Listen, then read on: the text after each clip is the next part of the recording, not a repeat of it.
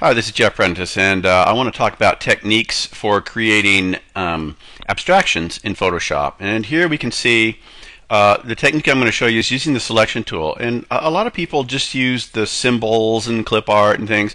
They don't realize that they can actually draw in this program. This is from an old new media course I taught at least 10 years ago. So let's see how we can do these drawn elements. Now, you might want to think about your background. I tell everyone to subdivide the negative space. And I need to pick a color. And I've been in a blue period lately, so let's go ahead and do that. And let's use that selection tool. Now, the selection tool I was thinking of is the lasso tool. I should be using my stylus. Let me swap out my mouse for my stylus. And there you can see I'm just going to go in kind of a diagonal. Look at that nice free form kind of line I'm getting there. And now I can bring up, hue saturation, and I can darken that or lighten it. I just want to subdivide that space so I can start putting some forms in it. Now I've got a stage in which I can put some other things. Now the next thing I'd want to do is start another shape. And of course I should be thinking about what it is I want to do here. I'm just kind of like noodling around here just to show you some of the techniques. Now look, let's say I have a shape like this and I want to add on to it. Hold down my shift key and you see that little plus sign, and I can add little things on it. It looks like a little cactus or something. If I want to subtract, I can cut into it. Now, just this technique alone, you could spend a very long time and be very productive creating some very interesting kinds of shapes.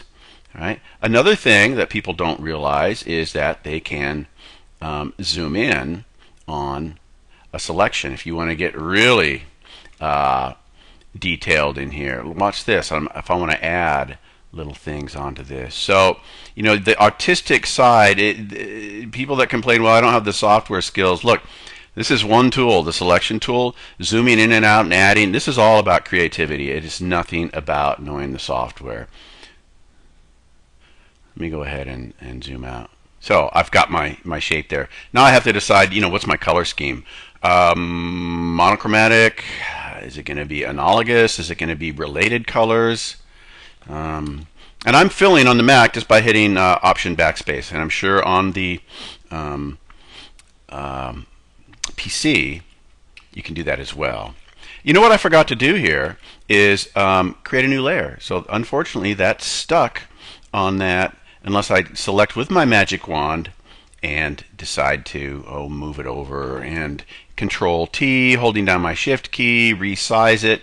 I can spin it. Maybe I'll do something like that. Now on that one I will cut it and I will paste it, and now that is on its own layer. So take a look at that. And I can of course adjust the hue, saturation, the lightness, the darkness, etc.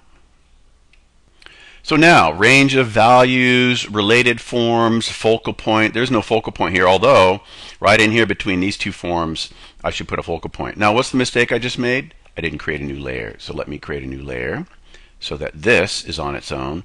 And I think I'll just stick with this selection tool and make everything kind of related. It looks like an underwater scene. Just doodling, right? Focal point, what color could we put on there that's related, that's analogous? Perhaps something a little warmer. Analogous meaning related.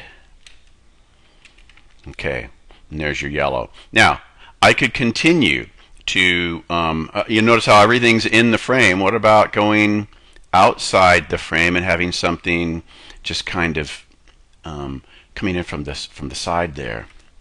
Fill it. Unfortunately, that's on the same layer. I like to hide my selection while I'm manipulating it. Control H, and I can desaturate that. And look at that. I've already got the start of related shapes, some bigger forms coming in off the edge, some smaller ones. Maybe I want to add a tinier little focal point. But that's the way you use your selection tool and fill with different layers to create a composition.